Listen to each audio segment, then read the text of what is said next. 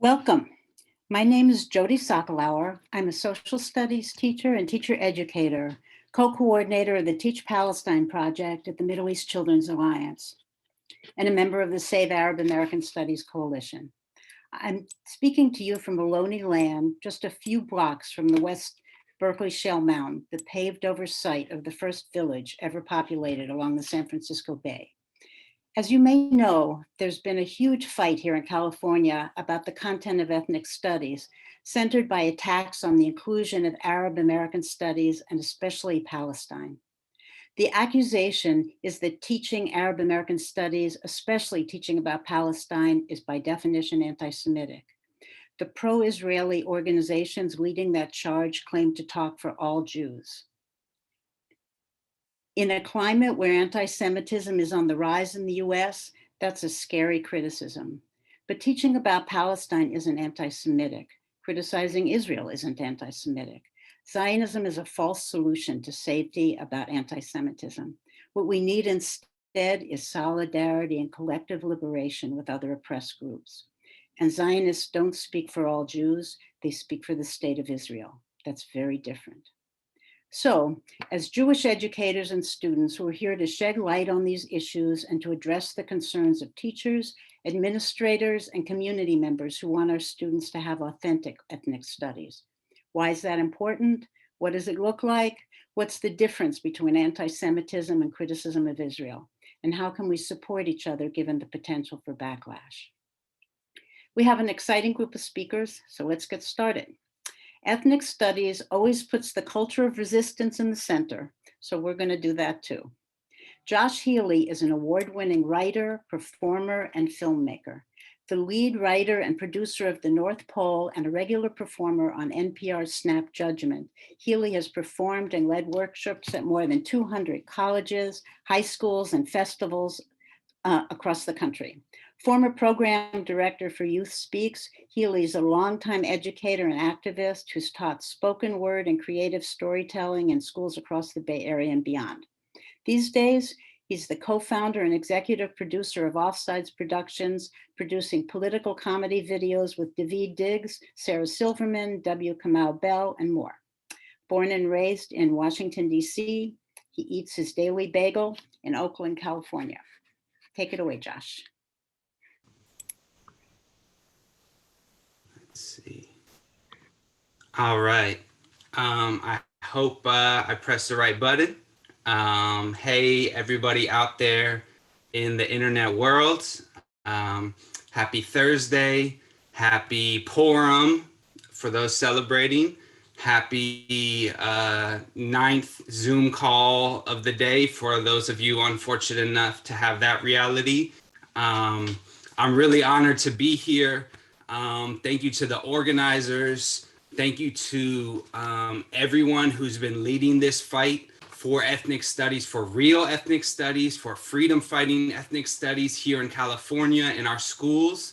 I'm here today as an educator who's worked in schools here in Oakland, Berkeley, Richmond, San Francisco, all across the Bay and really beyond.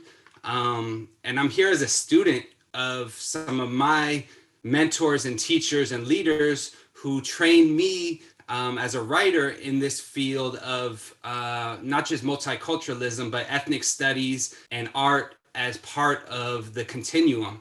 And I'm here as a Jew because anyone who's saying that ethnic studies is anti-Semitic is to be point blank fucking bullshit. Just to put it, politically sophisticated language. And really because our history as Jews is when our histories have been excluded and misinterpreted and misrepresented, we know what happens. And so we need to be on the front lines of supporting real ethnic studies for all folks who need it. And so with that said, I'm going to share a quick poem with you all today. This is a piece I wrote a little while back, but it's very relevant to this conversation today. And it's a special shout out to all the educators and education-minded folks that I'm sure are part of this conversation tonight. So I hope you enjoy it. It's called Grammatically Correct. 1. The word crashes into my left ear like a well-aimed brick. I can't stand him, she said. He's so ghetto. I overhear at 15th and Broadway from a woman talking on her cell louder than her designer heels clicking down the sidewalk. She's sharing her disgust for an ex-boyfriend maybe, or perhaps a neighbor, or maybe one of my students. 2. West Oakland is rugged and beautiful like Wild West. Soccer games on hard pavement, the smell of your neighbor's cornbread, your best friend cheating you in a game of dominoes. West Oakland is extra security at McClymon's games. Bobby Hutton's Park after dark, the bullet scar you can't hide and don't want to. West Oakland is just down the block. So I bike to work today. Hear this woman at 15th and Broadway talking about one man like he's a whole neighborhood. Maybe he's an ex-boyfriend, maybe one of my students. 3. Venice, Italy. On the other side of the map is a tourist trap. Water roads and Hollywood settings, romance novels and James Bond getaways. Venice was home to Vivaldi and Marco Polo. Venice was home to Hebrews. 15th century Jews expelled from Spain the same year they gave Columbus 3 ships to go get some quick tea from India. Venice, the city of rivers, needed no walls to wall my people in. Forced all the Jews into Il Ghetto Vecchio, the world's oldest ghetto for the world's oldest people. The first ones lucky enough to have that word slurred at us to enjoy such a privilege. 4. Gaza. 5. Now the high-heeled woman with the latest iPhone at 15th and Broadway, maybe a bank manager, maybe my cousin calls somebody so ghetto. I want to get off my bike, throw her phone and matching purse into a brick wall and ask her, lady, do you even know what that word means? I mean, what do you have against medieval Italian Jews? Because I've got some Roman ancestor somewhere who will fuck you up. But instead, I stay silent. I keep biking and stay silent again. 6. I know a mother in West Oakland who prays every night for her 3 sons. One studies at Stanford, another at San Quentin. She hasn't seen either in years. Her youngest sits in a high school classroom waiting for me to come teach line breaks and resistance. He is never late for class. I might have been on time the first day, maybe. He writes strong and brilliant. Like my brothers, he tells me. I don't want to fail him or his mother. 7. High school juniors in the Gaza Strip cannot see Ramallah, let alone Arinda.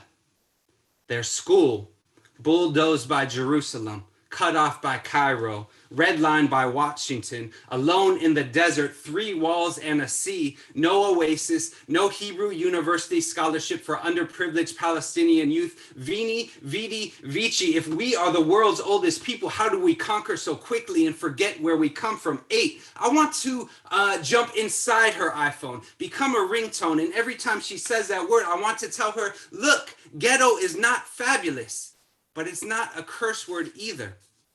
It is hard fathers and way harder mothers making $1 out of a peso and 15 cents. It is a kafia and a key passed down from refugee father to refugee son. It is 33 overcrowded poems I hold in my hands every Monday and Wednesday spring semester, only to let them slip through my fingers too quick over summer break. Whatever it is, ghetto is not a fucking adjective. I mean, if you must, the grammatically correct term would be ghetto-ish. But that doesn't sound right, does it? Sounds too much like poor-ish, black-ish, Stereotypical rich yuppie woman with a fake Gucci heels and iPhone-ish.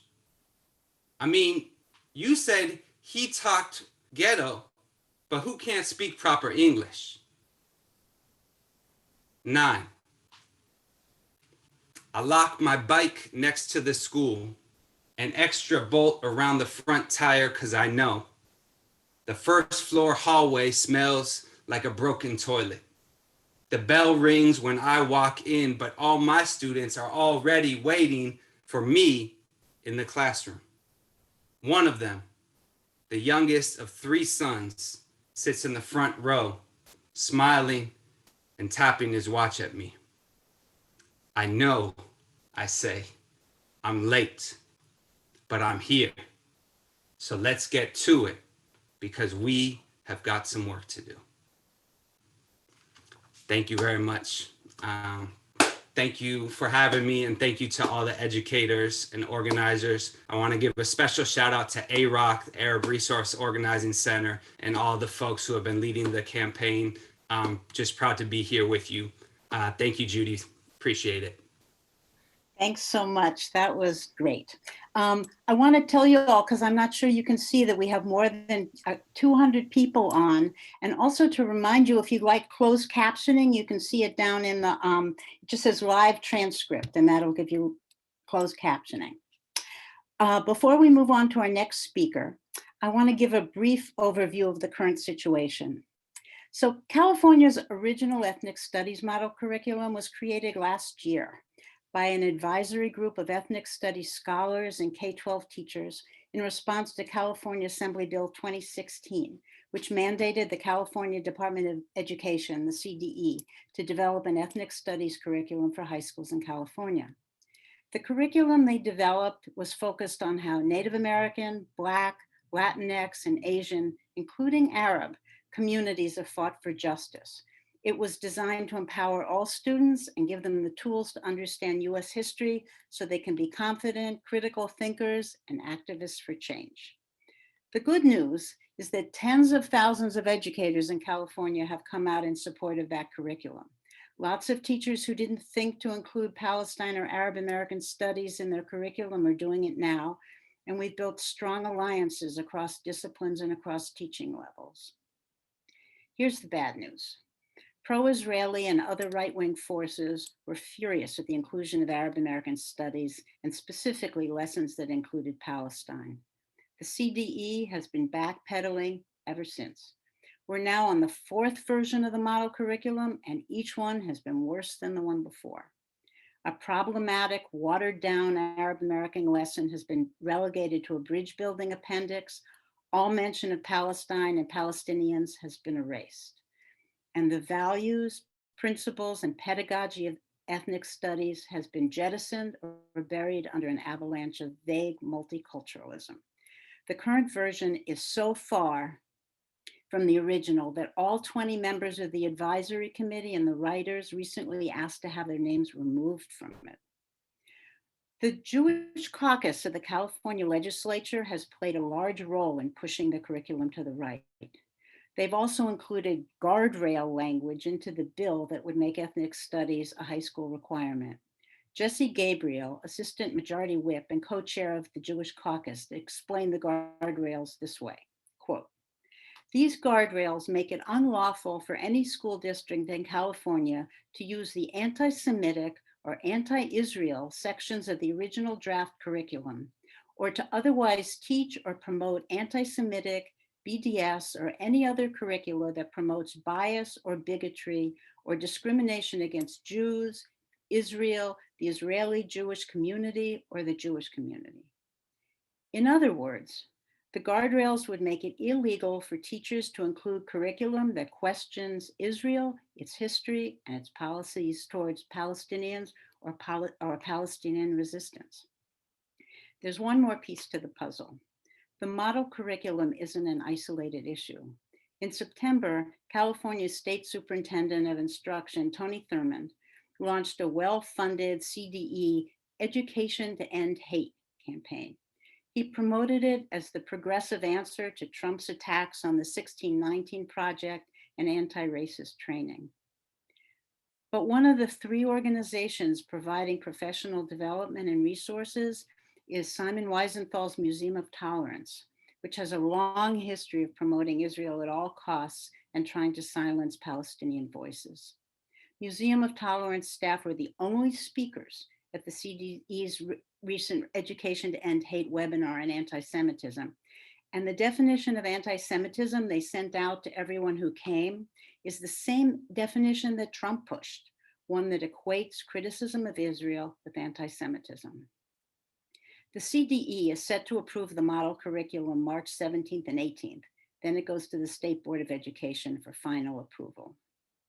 As you may have heard, ethnic studies educators led by the original advisory group have created and are already workshopping a liberated ethnic studies curriculum that's anti-racist, decolonial, and liberatory. This is totally exciting. I can't wait to see it in classrooms across the state. But the Anti-Defamation League, the Jewish Community Relations Council, and other Zionist organizations have already announced their plans to go district by district to try to police the content of ethnic studies. So that's the situation. To start our discussion of why this matters and what we can do, I'd like to introduce Alex Lubin. Alex is a professor of African American Studies at Penn State University, where he teaches and researches Black diasporic connections to the Middle East and North Africa. He's the author, most recently, of Never-Ending War on Terror and Geographies of Liberation, The Making of an Afro-Arab Political Imaginary. Sorry, and take it, Alex. Thank you. Okay, thank you so much. Sorry. Josh, thank you for your contribution. It's always intimidating to follow a poet. So I'm here as a professor in an African American Studies department, in part because of Berkeley High School's Black Studies department, which inspired me to think about the Black radical tradition and the Black freedom movement. So I'm a product of an ethnic studies program in a public school in California. For my contribution to our conversation tonight, I want to develop two ideas. First, I want to point out that Arab American studies has been and will continue to be central to the formation and organization of ethnic studies as a scholarly discipline. Second, I want to distinguish between the radical and systemic critique at the core of ethnic studies curriculum, a critique focused on decolonization and redistributive justice, versus the call for a curriculum focused merely on tolerance, anti-bias, anti-hate, what Jody called the watered down multiculturalism. While the ethnic studies model is focused on the liberatory potential for systemic social change, the other model is not, and is being offered with the pernicious intent of undermining the inclusion of Arab American studies and Palestine into California's ethnic studies curriculum. As many as you know, ethnic studies was born out of the convergence of several social movements in the mid to late 1960s, leading to student and activist demands for the formation of an academic discipline that would reflect these social movements' analysis of the world order and their vision for a just future. Another goal of the movement was to create a curriculum that could represent the lived experiences of students who for far too long had not been represented in their school curricula. Ethnic studies was born in the context of the Watts Rebellion and Detroit riots, the United Farm Worker boycott, the anti-war movement, the occupation of Alcatraz, and much more. In the late 1960s, activists came together under the banner of the Third World Liberation Front. The front included a broad coalition of activists representing the Black freedom movement, the Chicano movement, the Asian American movement, Filipino and Pacific Islander movements, indigenous movements, as well as Arab and Muslim movements. Each of these communities saw the global struggle against imperialism and colonialism as linked to the struggle for racial justice in the United States. The Third World banner conveyed the international reach of anti-imperialist and anti-racist activism and struggle, and the attempt to link what was happening in places like Palestine to what was happening in America's hyper-policed, segregated urban cities, exploitative agricultural areas, and colonized indigenous lands. Importantly, for our discussion, Arab and Arab American students joined the Third World Liberation Front through their membership in student organizations such as the Organization of Arab Students, the OAS, and the Association of Arab American University Graduates, the AAUG. These organizations included international students from Arab countries, as well as second and third generation Arab Americans. Both the OAS and the AAUG stood in solidarity with Black liberation movements, such as SNCC and the League of Revolutionary Black Workers, when these organizations came under attack for expressing solidarity with Palestinians. Additionally, both Arab and Arab American student organizations educated other student organizations within the Third World Liberation Front about events in Palestine following the 1967 Arab-Israeli War. The Third World Liberation Strike took place 1 year following the June 1967 Arab-Israeli War, and Arab American students in the OAS and AAUG, as well as Muslim and Jewish students in the Iranian Student Association, had already formed close links with Black, Asian, Chicano, and Indigenous student movements and joined the demand for Third World studies. We could tell a much longer story of this solidarity, but for now, it's enough to say that Arab Americans and justice for Palestine were and are central to ethnic studies. Ethnic studies was and is a discipline that has linked struggles for justice in the United States to global freedom and anti-colonial movements. In the process, it has been critical of US imperialism, as well as South African apartheid, and yes, as well as Israeli settler colonialism. Because of its radical potential, from its origin, ethnic studies as a discipline that has faced backlash from educational institutions and beyond. In the late 1960s, universities responded to the Third World Liberation Front strike at places like SF State and UC Berkeley and others by institutionalizing ethnic studies programs, but doing so in a way that they thought would contain the political implications of the Third World Front. First, the institutions initially refused to fund Third World Liberation colleges, staffed and led by members of the Third World Liberation communities, which had been a core demand of the strikers. Instead, universities allowed ethnic studies to form programs, which, at least from the university's perspective, was an attempt to limit the political subversiveness of the Third World movement by restricting its purview to domestic US politics. Despite these tactics, however, the activists and scholars who launched ethnic studies as a discipline always maintained the global anti-imperialist view of the field, even as the institutions in which they were located sought to contain the global analysis of the Third World Liberation Front.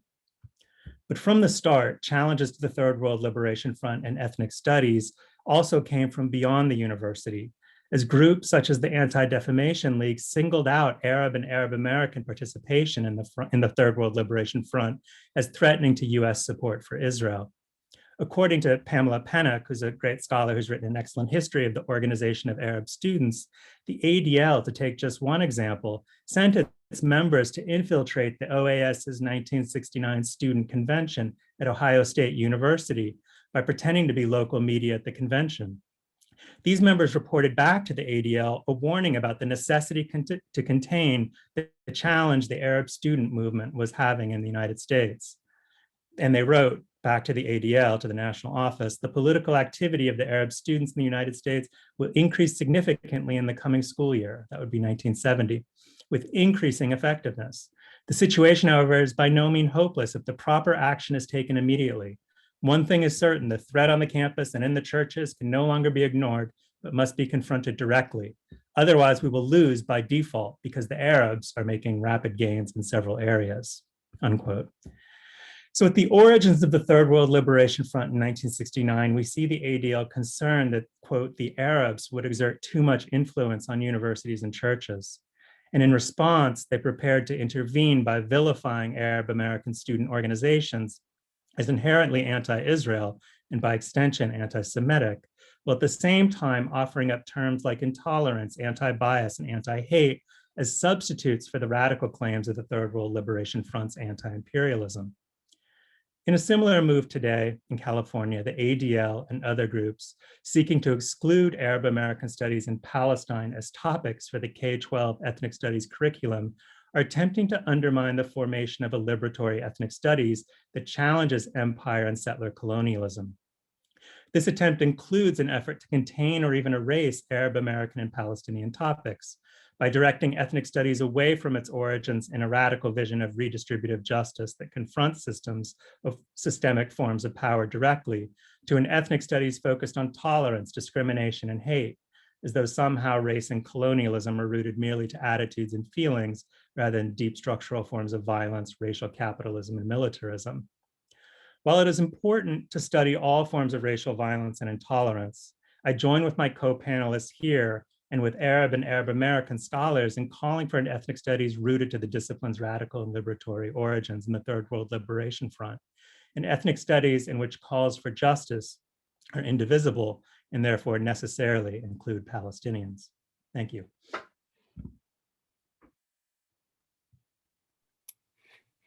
Thank you. So what is the difference between anti-Semitism and criticism of Israel or Zionism? Why have they gotten inflated with each other? Our next speaker is Yahya Kaji. Yahya is an Arab Jewish world history teacher in Oakland, California, and an organizer with the Arab Resource and Organizing Center. Yahya.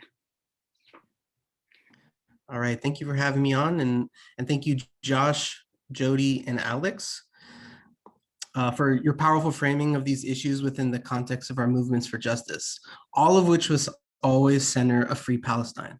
So today I'll be mostly discussing the false conflation of anti-Zionism and criticism of Israel with anti-Semitism, which Jody and Alex did a little earlier. So to ground this analysis in my identity and ancestry, I'm an Arab Jewish world history teacher at McClymonds, which was mentioned earlier.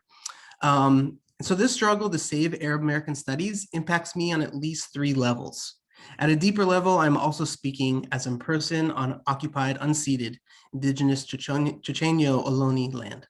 My Jewish Moroccan father immigrated from Casablanca, Morocco in 1968. I'm also Jewish on my mother's side. My grandmother immigrated to the United States from Poland in the 1940s. On all levels of my identity, I face backlash for being critical of Israel's colonization of Palestine. As an Arab, for example, I have to be worried about being critical of Israel for fear that I will play into the Jews versus Arab trope where the colonization and ethnic cleansing of Palestine 100 plus years ago is an ongoing colonization is twisted into this myth about some eternal conflict between warring religious groups. In this myth, Arabs and Jews are inherent enemies. But in fact, there are millions of Arab Jews, like myself and my father, and the Zionist project to intimidate Jews to leave Arab countries and head to Israel left many Muslims in Morocco without their Jewish neighbors, the people they shared food and babysat their kids with. This is almost immediately voiced in a saddened, deflated tone every time I reference my Judaism when I sit down with my Moroccan Muslim brothers. A reminder, a powerful reminder of the ways that Zionism still hurts Moroccans till this day. As a Jew, I have to worry about being called a self-hating Jew or having internalized anti-Semitism. This is particularly true when being critical of Israel or supporting Palestinian freedom in proximity to Jewish Zionists. And finally, as a teacher, I have to worry about getting a call from the school district that I have to tone down my politics or be questioned. Is this lesson aligned to the standards? Even though the standards themselves are racist and perpetuate colonial narratives. And this is evidence every day when I look in the history books or I look in the AP book that I use to teach high school 10th graders that altogether leaves out Palestine and colonialism in reference to Zionism. And this is essentially what our Save Arab American Studies struggle is about today. And as stated plain, criticism of Israel and the colonial ideology of Zionism is simply criticism of a political entity, a government, a state. It is similar to any criticism of any state. It has nothing to do with criticism of Jews as Jews. To quote Jewish Voice for Peace's definition, anti-Semitism is discrimination against, violence towards, or stereotypes of Jews for being Jewish. The mere mention of Arab American studies in Palestine triggers Zionists to sound the anti-Semitism alarm because of its perceived threat to the Zionist project. Zionists and other supporters of Israel weaponize the accusation of anti-Semitism and use it to delegitimize anyone who criticizes or deflects attention away from the apartheid policies of Israel. If you don't like what someone is saying about Israel, no matter how factual, just smear them as an anti-Semite. Advocating and organizing for the end of Israel's occupation of Palestine and toward freedom for Palestinians is not anti-Semitic, but rather it represents the best of Jewish values. We need to decouple Jewish identity from the state, from support of the state of Israel. My father is a Moroccan Jew, but he has an unnatural affinity for Israel because of historic trauma. While he sees it as a safe haven for his family, as an Arab, while he sees it as a safe haven for Jews and protection against anti-Semitism historically waged against our family, as an Arab, he would be othered. He would be orientalized and treated as a second-class citizen in Israel. As an Arab Jew myself, I have absolutely no affinity for the state of Israel, which tells us that the affinity for Israel among Jews is simply manufactured, reinforced, and perpetuated under the guise of protection of Jews. In fact, it is also waning. The support of Israel among American Jews is waning. As younger Jews are growing less and less identified with Israel as a homeland or perceived homeland, and more identified with values of social justice, collectivity, and liberation. We can be Jewish, rooted in Jewish traditions, without support of the state of Israel. The Instructional Quality Commission, which Jody mentioned earlier, is the body of the CDE that oversees the drafting and implementation of the ethnic studies model curriculum. It's considering using this seriously flawed International Holocaust Remembrance Alliance definition of anti-Semitism down the road. The webpage for this definition includes a footnote, and as part of its larger definition, that manifestations of anti-Semitism might include the targeting of the state of Israel conceived as a Jewish collectivity. This equation of criticism of Israel with anti-Semitism is opposed by many Jewish organizations, both within the United States and internationally. The IHRA simply does not speak for Jews, nor does the ADL, nor does any of these other so-called progressive Jewish organizations that always delegitimize criticism of Israel in support of Palestinian freedom. To quote the Jewish Voice for Peace, the IHRA definition is actually harmful to the Jewish community because the definition is overly vague. If almost everything is anti-Semitic, then nothing is. We also know that Facebook has recently considered also adopting a definition of anti-Semitism that includes criticism of Israel. The main source of anti-Semitism in this country is from right-wing supporters of Israel. Many extreme right-wing white supremacists will spout anti-Semitic tropes while simultaneously supporting Israel politically. Israel does not speak for Jews or what we deem necessary to feel safe. You cannot predicate safety of Israeli Jews on the dispossession of Palestinians. Similarly, white people cannot predicate their own safety on calling the police on Black and brown people in the neighborhood they just moved into. Zionism and the state of Israel is a false solution to safety for Jews. Instead, Jews are the safest when we support joint struggle, collective liberation, and the freedom and self-determination of all oppressed people. Only solidarity with the struggles of oppressed people, not isolation under colonialism, racism, militarism, settlements, and apartheid walls will provide authentic safety for Jews. What we need, in closing, what we need is a liberatory, decolonial ethnic studies that tackles racism and xenophobia, and in doing so, highlights their connections to historic anti-Semitism.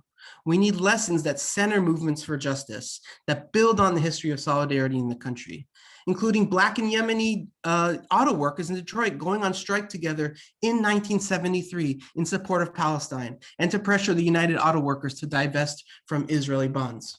Where Yemeni auto workers went on strike with the Black-led Dodge Revolutionary Union Movement, DRUM, to fight back against racism and discrimination in the workplace.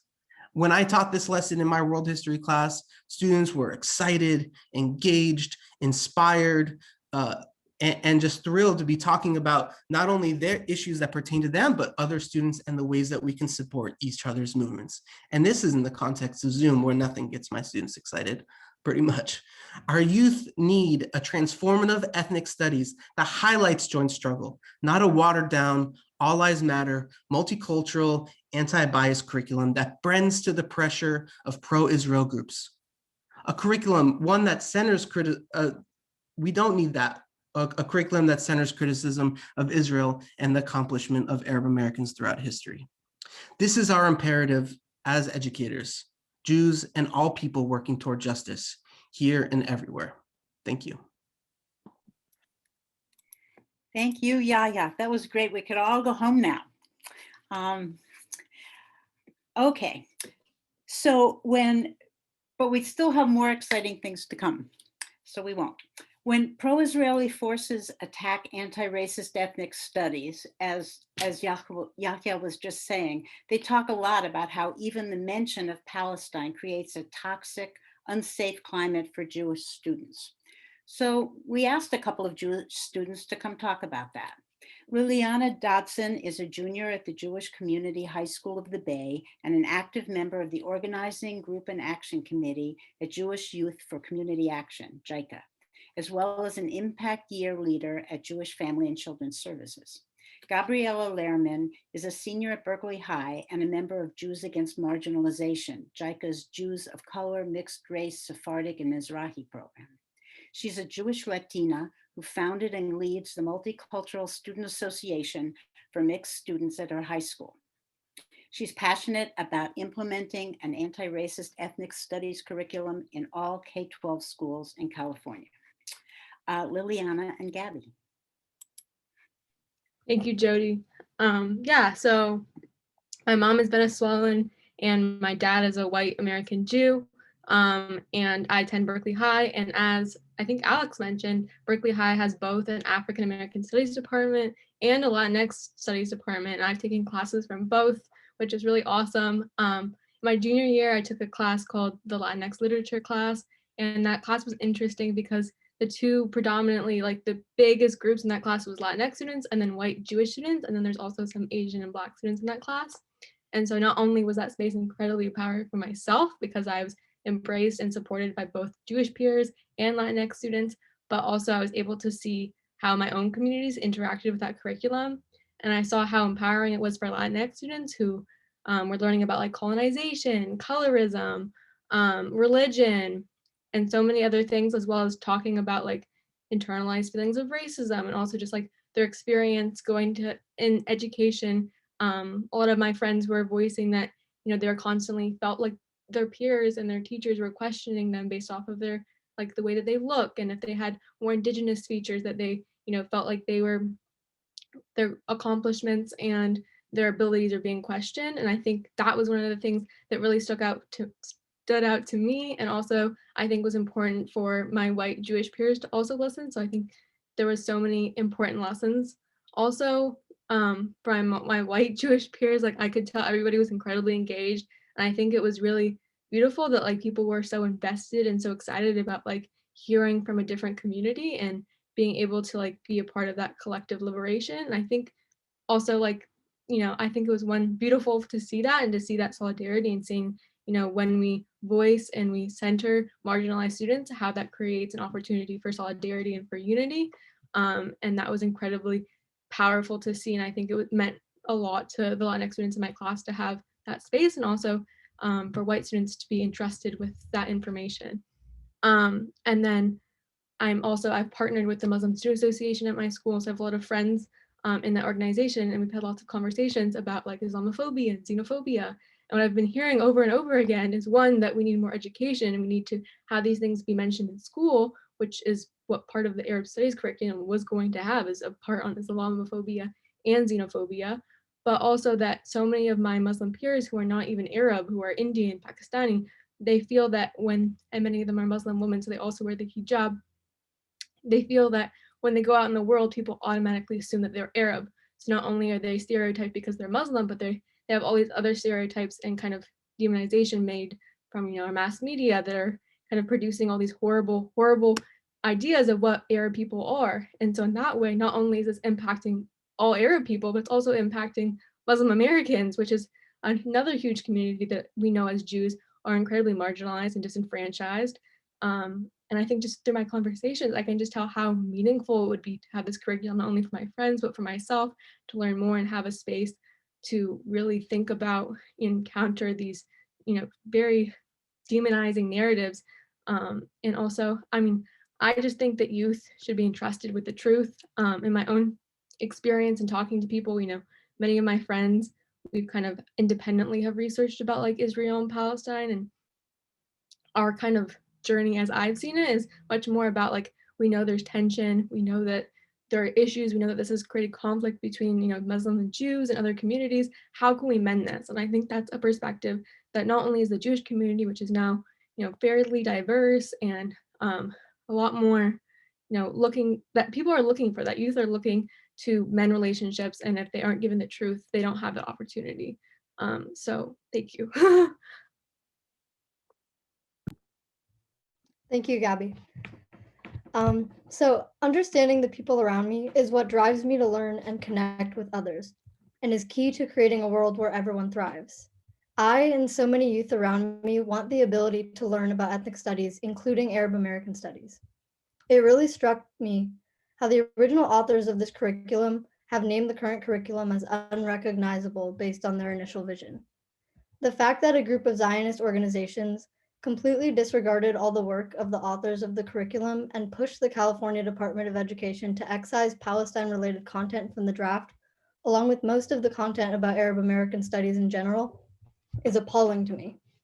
It is wrong to take away the rights of another group to be taught about and for California's youth to learn about, just because of one's views about a certain group based on a political conflict. One group does not have the right to control another group's history. It is manipulative and dangerous to push lessons about Palestinians out of the curriculum in an effort to control the narrative of the Israeli-Palestinian conflict. And furthermore, if the conflict is to ever be resolved, a big step towards this is to allow youth to learn about all the groups involved and not controlling the narrative by cutting out one side of the story. The groups who have pushed out Arab American studies from the ethnic studies curriculum have taken the stance that criticism of Israel is anti-Semitism. Criticism of Israel and its government is not the same as anti-Jewish hate, and conflating the two makes it very hard for people to stand up for the injustice they are experiencing or observing from the state of Israel. Because when they try and speak out on their oppression, it gets labeled as hate and prejudice against Jewish people. It takes away people's voices and ability to speak out against any wrongdoings of Israel.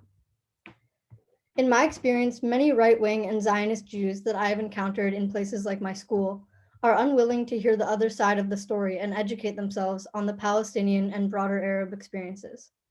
Including Arab American studies in the ethnic studies curriculum is vital to creating a less polarized conversation and environment around the Israeli-Palestinian conflict. I firmly believe that Arab American studies has a rightful place in the ethnic studies program. It is wrong to exclude such a big ethnic group from ethnic studies. Youth want to learn about the people around them, and youth want to learn about both sides of a story. Arab Americans and Arab students face a lot of stereotypes, misinformation, and just a general lack of understanding about their ethnicity from other groups. All Arab American youth, not just Arab American Jews, deserve to see themselves represented and taught about in the classroom, and they deserve to have their peers be educated about that aspect of their identity.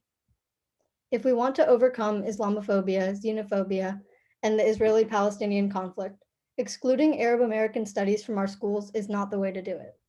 We must honor the work of the people who built this curriculum and acknowledge that it is wrong to cut out Arab American studies. My hope is that the CDE includes Arab American studies, but if not that, I hope that educators choose to teach Arab American studies as part of ethnic studies. Thank you. Thank you, Gabby and Lily. That was totally amazing. Thank you so much. It's so infuriating that people, you know, out of use a lack of respect for youth to push their own agendas. And I feel like you answered that really, really clearly and strongly. Out of the limelight, teachers have been bringing ethnic studies to their classrooms for decades, since the historic strikes that Alex was talking about at San Francisco State and UC Berkeley. Now, our next speaker is one of those teachers. Margot Goldstein has been a high school history teacher for 2 decades, including as a teacher of ethnic studies for many years. She's also a member of the International Jewish Anti-Zionist Network, IJAN, and has done other activist work since college. She's the daughter and granddaughter of Holocaust survivors who escaped to South America. Margot. Thanks so much, Jody. I feel like I'm preaching to the choir here, and the students so eloquently kind of said what I'm going to say, but I'll say it in my own way. But thank you to everyone who's here today. So for me, the first ethnic studies class I took was in college, and it was an intro to African American studies. And I was livid because I realized I hadn't learned anything significant or meaningful in high school. Couldn't remember anything I learned in high school about history, honestly. I remember learning about the 13 colonies a million times. Sorry, I did remember that. But not the Trail of Tears or any history of First Nation people or other people of color in any authentic way. I felt lied to, and no one likes that. And like most of us, I learned what many who teach ethnic studies call the master narrative. Ethnic studies is the counter narrative, and it's essential. So I changed my mother. No, some of us want to change our mothers. I changed my major, and I went in marine biology, by the way. But I changed it to American Studies because it was absolutely life-changing to me.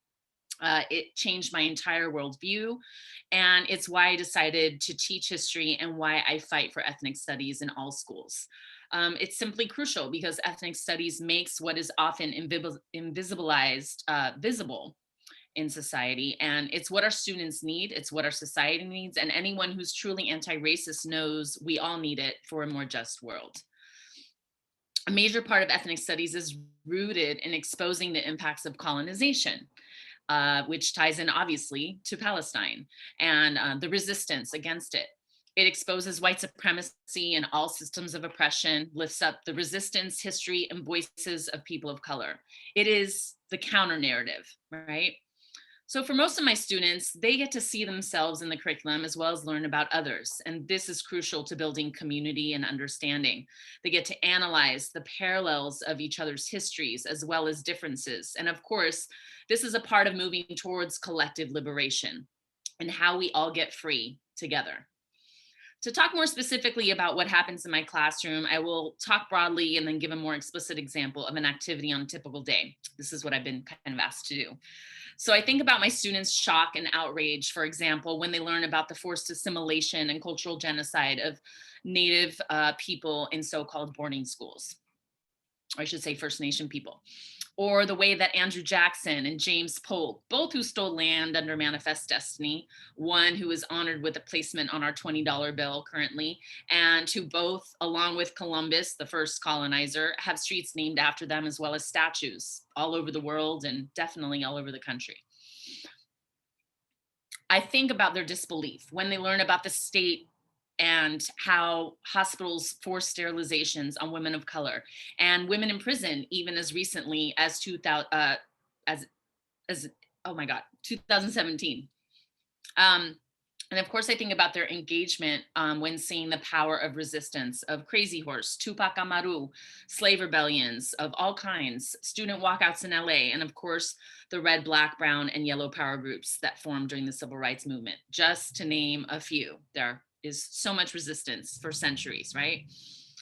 They're able to look at current events, their own families, and have context and understand power and privilege that they know and feel and see in their lives. But it's named explicitly as a structural, institutional issue.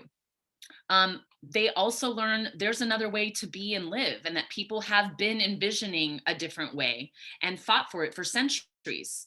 And this includes the Third World Liberation Front, which brought us ethnic studies to begin with. Now, to talk about some pedagogy that promotes critical thinking. In one activity, I have 2 textbooks in the room, an older version and a newer version. This is a US history book, and we never got rid of the old books because of what I'm going to tell you about. Most things in life, like an iPhone or whatever, get better with time. There's new versions, they get upgraded.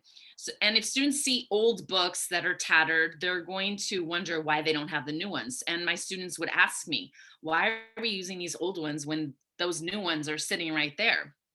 And so there was a lesson that was created around it, and they have to answer 3 questions about enslavement. What ends up happening is that the group with the newer books can't even answer with the middle passages, and they have very little detail for the daily life of enslaved people. When we share back answers, they're frustrated because they don't have as much detail and couldn't even find the answer to what the middle passage was. So we talk. I ask them, why might this be? Why might the new book leave out certain information? And eventually a student will say, well, maybe they don't want the US to look bad. They're leaving it out because, yeah, they don't want us to understand what really happened. I then ask them to look at the publishing dates, specifically of the new book. And then we look at what major event happened. And sometimes they don't know it.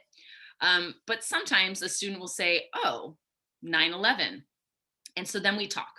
We talk about why 9/11 would impact a textbook and how it might not want to show the US for what it has been, a country rooted in white supremacy from its inception. And students will share something along the lines that they want people to feel proud of the country, and you might feel less proud if you know what the history is really about. And that is the very beginning of a deep conversation, and also understanding of how narratives are controlled, as Liliana had mentioned. And how narratives are controlled and shaped, and the importance of ethnic studies and the critical lens that it brings to our classrooms. I also take the moment, to talk about how Texas plays a huge role in publishing texts and controlling those narratives. And we know Texas is more conservative. Obviously, they're trying to sell books to the majority of the states, so that controls the narrative as well. Additionally, it's a great way to talk about 9/11 and about stereotypes of Arab Americans and the violence that happened, in particular after 9/11 towards them. So these conversations are engaging, and students always make connections to their own lives, or at least the seeds are planted. In one lesson, there are many connections to be made, and together in conversation, they are taking off the mask of their master narrative. I want to talk about how this current fight is related to historical amnesia and controlling a particular narrative. So Trump, as many of you might know, while he was in his last days as president, decided to support a commission on patriotic education, which of course means a curriculum that attempts to invisibilize the struggles against the colonization, enslavement, and exploitation this country was founded on. Similarly, this master narrative that he wanted to codify was one of many, the one that many of us were already taught and is still taught all over the country.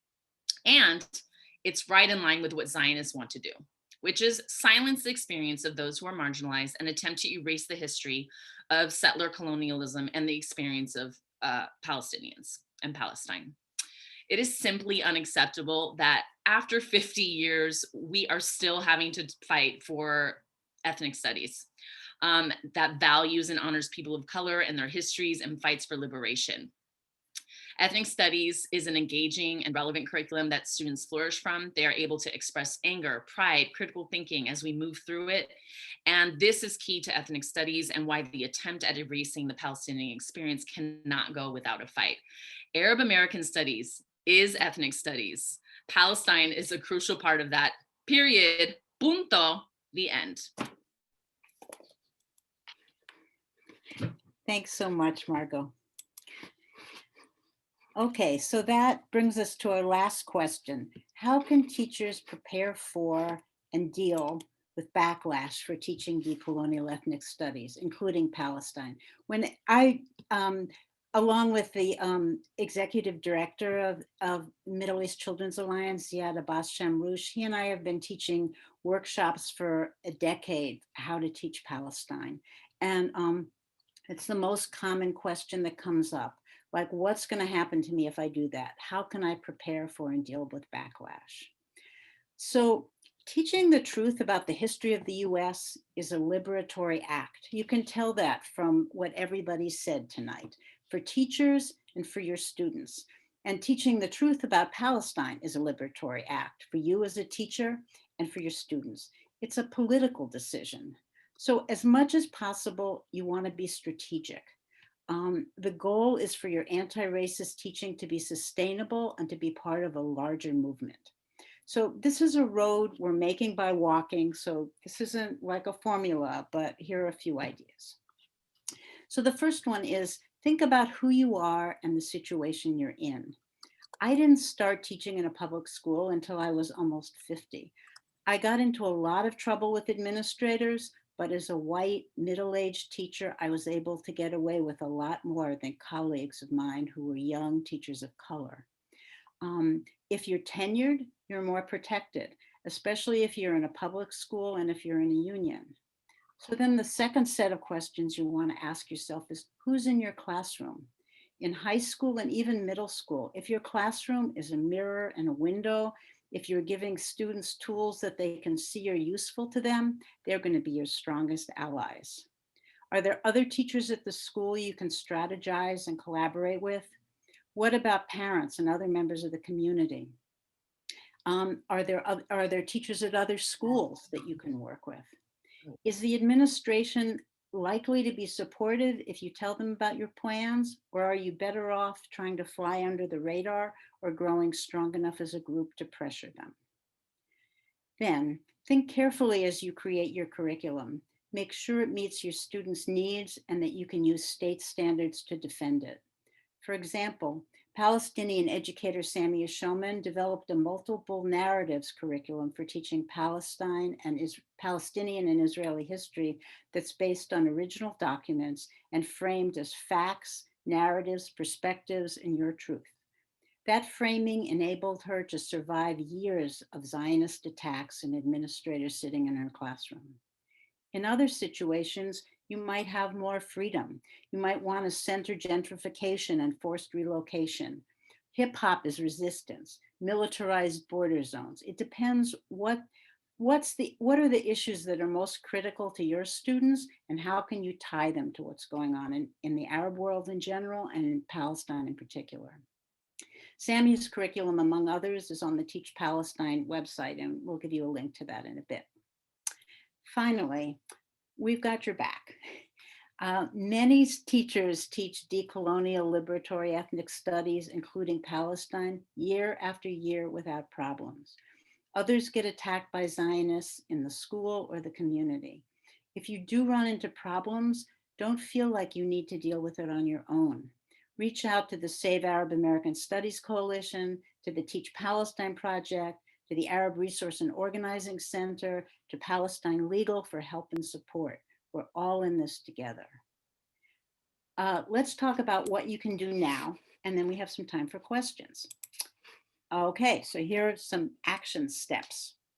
The first one is, as I said right at the beginning, the next bunch of dates is that the fifth version of the ethnic studies model curriculum will be released probably around March 7th.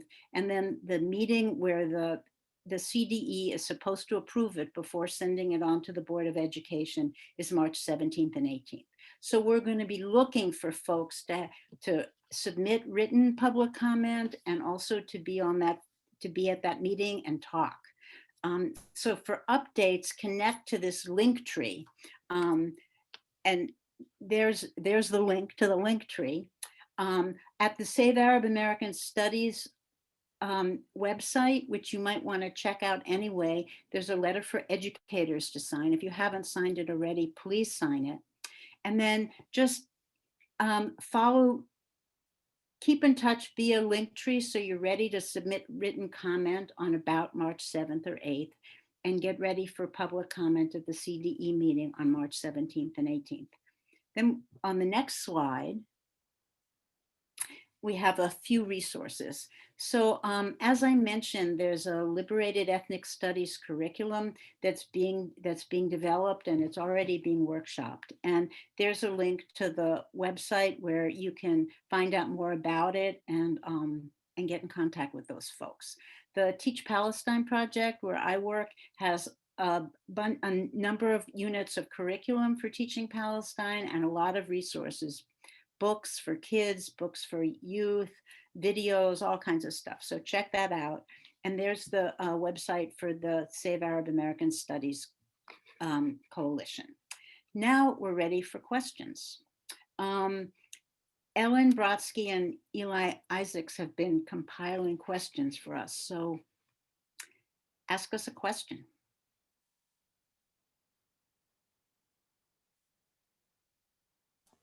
Okay, well, just thank you so much to the panelists for such an incredible panel. We learned so much.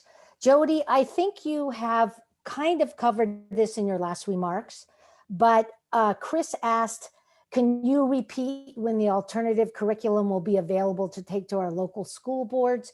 Is the initial curriculum already developed, or is it still being created? And I believe you just answered that, but you might just want to repeat that. And what is the possibility of going back to and advocating for the first draft? And yeah. Okay. So I think maybe we can have a panel on the screen so we can see everybody. Can you do that, Gavi? Great, thank you. So yeah, some parts of the Liberated Ethnic Studies curriculum are already done, but it's still in process. But they have started workshopping stuff. So the best way to be on top of what's happening there and figure out how you can hook in with it is to go to their website. You know, for the first bunch of rounds of arguing with the Instructional Quality Commission and the CDE, we did try to say, go back to the original curriculum, use the original advisory committee, all of whom got, right after they wrote that first draft, they all got completely squeezed out of the process and ignored. But, you know, we had 30,000 public comments asking the CDE to do just that, and they just ignored us. I kind of think that's a train that's left the station. So at this point, what our demands are that they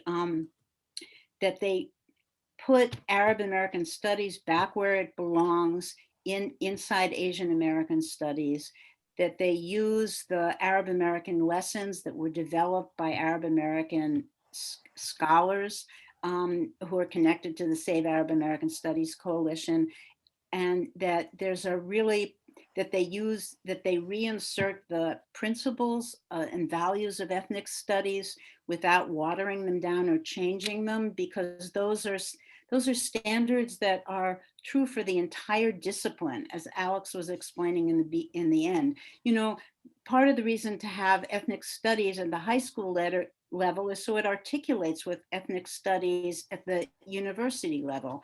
You can't just change what the terms mean for political reasons. So those three demands, and also they inserted a really problematic set of definitions of race, one of which implies that it might have physical, you know, that it might be based on genetic roots, which is completely wrong. So we want them to go back to a social construction of race and have that be the only definition that's in ethnic studies. So those are the demands that we're making at this point. And then this liberated ethnic studies, we think will be a much richer opportunity. And as all of you who are teachers know, that, you know, so much curriculum you end up developing because you're looking at what your students need. You're looking at who your students are and what they need. So really what folks are looking for are resources so that they can pull stuff together and teach what's liberatory and decolonial for their students. Thanks, Jody.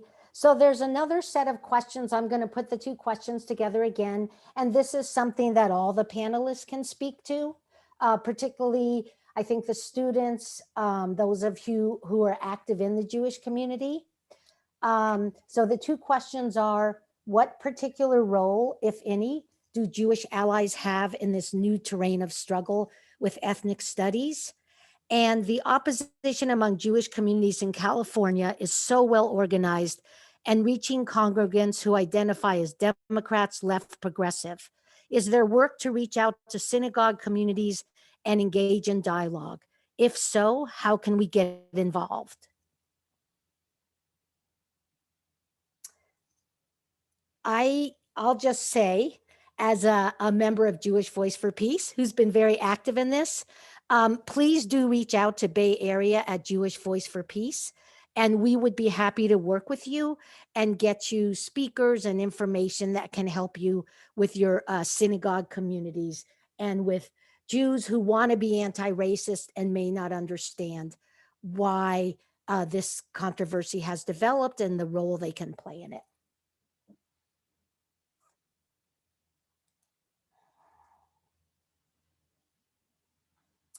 Panelists, do you want to answer this question? I was wondering if Gabby and Lily wanted to talk a little bit about the work of JICA.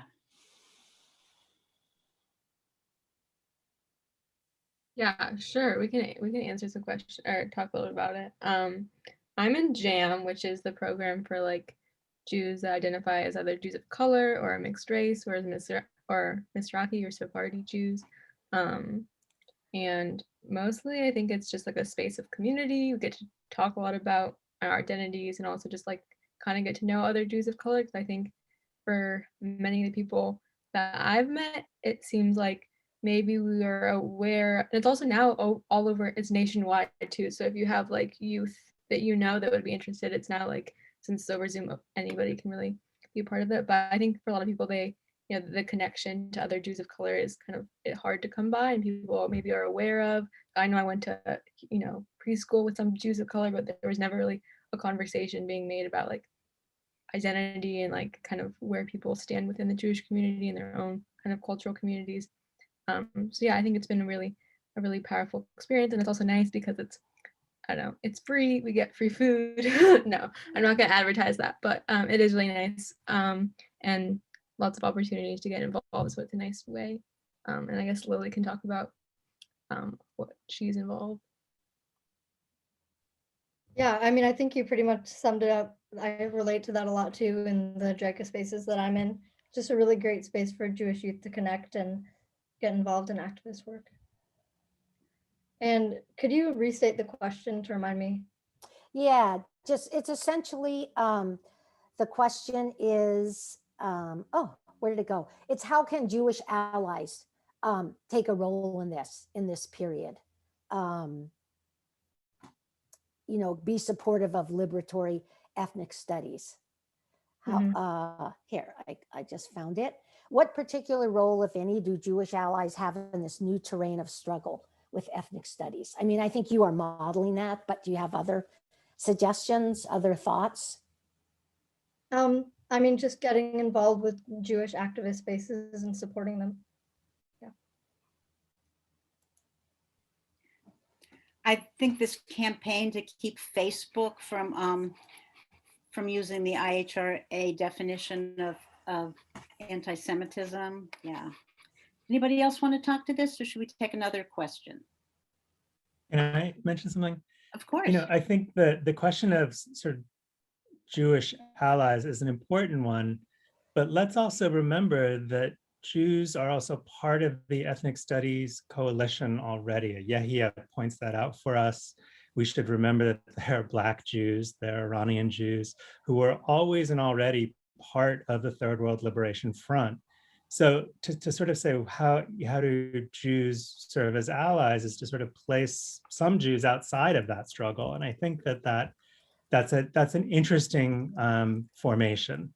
And so maybe what we have to distinguish is sort of what it means to be a Jew who's not among the Third World Liberation Front coalitions, or who wasn't part of those groups. So, I think that's just something important to point out. And the last thing I would mention is that, even within Israel, Arab Jews are racialized differently than Ashkenazi Jews. There are and have been Black Panther parties among Mizrahi Jews in Israel who saw solidarity with the Black Panther Party, and they were inspired by Angela Davis and Huey Newton. The point being is that there's a Jewish history that's not Zionist, and one that I think we would do well to remember in order to think about what allyhood means.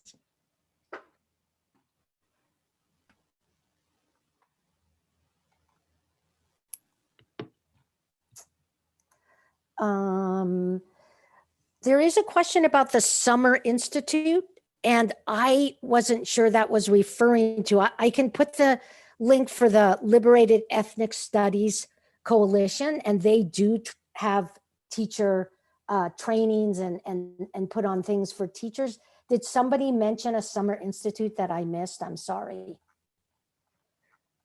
I don't think Okay. so. Okay, if you did, if you know about that, but meanwhile, I am going to put the Liberated Ethnic Studies link in the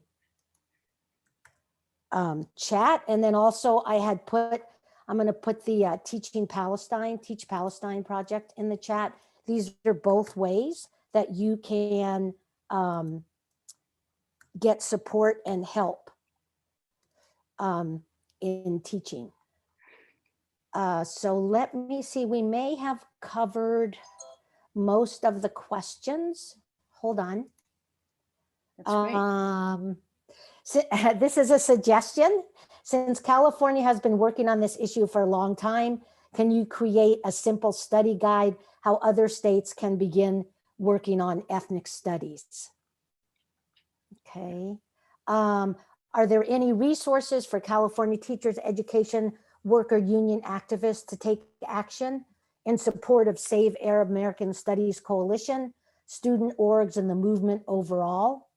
Our statewide and national unions tend to make statements that are very pro-ethnic studies, but as far as I know, have abstained from stronger action to support the first draft of the ethnic studies model curriculum. Well, I know that the CTA just came out in opposition to the guardrails language. So the unions in California actually have often played a positive role around this. So I think that a lot of these questions, if you just contact Save Arab American Studies, we can probably take those on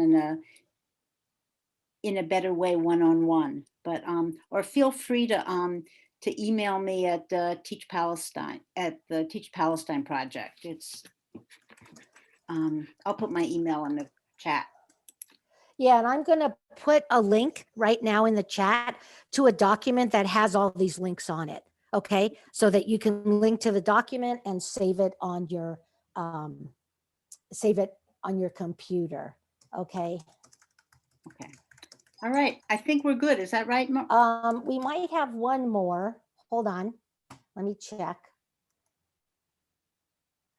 Okay, there is one more question, and I think it's asking that the Zionists have been attacking that this is a leftist curriculum, a biased one, a radical divisive one.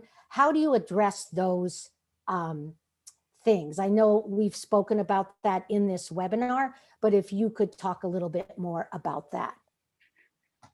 Okay, I can say something, but other folks might want to speak to this too. Yeah, I'd like to say something.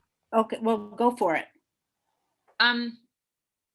So no, nothing is neutral, right? Nothing is neutral. And, you know, I kind of said in the chat earlier, because maybe it was the same question, but ultimately, what makes it leftist? Because it centers voices of color and histories of people of color. It calls out, you know, and names right-wing militarism that has displaced people, white supremacy. So, I mean, I guess I just want to challenge the idea that any history is neutral, and that, you know, of course, people who do not want to really hear what has really happened in this country and in the world are going to call it left wing because they're fearful, right? And they want to create some kind of attack on it, labeling it leftist, just like calling Biden a socialist. It's ridiculous. But anyway, that's my 2 cents. I think that's great. And the thing is, somebody just put in the chat, you know, that social justice is a leftist idea. The thing is, what we're trying to, kids aren't going to be able to to change the world if we're not teaching them what's the truth, you know? And as Gabby and Liliana were saying earlier, kids can handle the truth and they have a right to the truth. And the truth is the tool you can use. And our job as teachers is to give kids the truth, give them the tools to be critical thinkers, and give them faith, you know, give them confidence that, like, you know, the days of the lone wolf are dead. You know, we all have to work together, and that if we, you know, if we're all working together, building community, being in solidarity for social justice, we'll win. So I'm going to close here. So we hope this has been helpful and inspiring. And thanks to all the presenters and organizers who are teachers and educators from across the Bay Area, and representatives from Jewish Voice for Peace, If Not Now, International Jewish Anti-Zionist Network, Jewish Youth for Community Action, Queers Undermining Israeli Terrorism, and the Middle East Children's Alliance. And special thanks to Panina and Gavi, who've been our tech support. Thank you so much for coming. Take care. Be well. See you soon. Bye, everybody. See you later.